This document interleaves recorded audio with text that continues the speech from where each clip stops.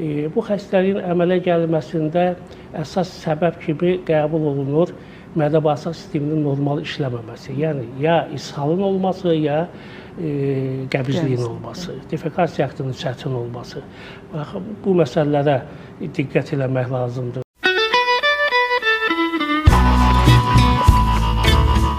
Bəzən yanaşı gedən xəstəliklər olur, digər orqan sistemlərinin xəstəlikləri olur. O fonda üzə çıxa bilir. Onları da biz nəzərə almalıyıq. Risk faktorları çoxdur, yanaşı əlavə təsirlər çoxdur. Ağır fiziki iş görənlər, ayaq üstə çox qalanlar, oturaq həyatı çox olanlar və digər. Belə səbəblər çoxdur. Bir xəstədə nəyinsə bir səbəbi göstərib ona bağlamaq da olmur. Yəni, polietioloji bir xəstəlikdir, səbəbləri çoxdur və fon yarandıqda xəstəliyin şikayətləri üzə çıxır. Xəstəlik normalda insanlarda anal kanalın proksimal hissəsində babasil düyünləri dediyimiz düyünlər var. Bu düyünlər, yəni onun da bir funksiyası vardır. Bu düyünlər anal kanal bağlandıqdan sonra proksimaldan, yəni içəri tərəfdən kanalın yaxşı bağlanması üçün rol oynayırlar, qapaq rolu oynayırlar.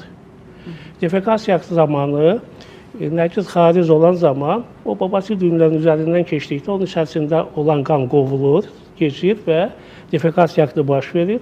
Sonradan yenidən qan dolaraq, həmin hissədə bir yastıq rolunu oynayaraq anal saxlamanı təmin edir. Yəni, normalda belə bir deməli, funksiyası vardır. Ancaq o düyünlərin böyüməsi, o düyünlərin anal kanal boyunca hərəkət etməsi, xaricə çıxması, iltihaplaşması xəstəlik əlamətlərini törədəcək. Əslində anal çat haqqında biz ayrıca danışacağıq, anal fistulu deyirik. Amma babasil xəstəliyində düyünlərin iltihaplaşması, çeyrək qırşanın zədələnməsi, iltihaplaşması, eroziyaların əmələ gəlməsi, bəzən üzərində xırda çatların əmələ gəlməsi, bunlar qanaxmanın səbəbləridir. Defekasiya zamanı ora toxunan kimi qanaxma baş verir.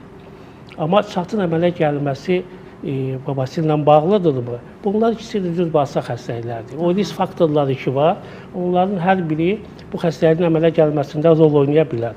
Amma xəstəliklərin özünün biri digərinə törətməsi yox, bu düzgün fikir.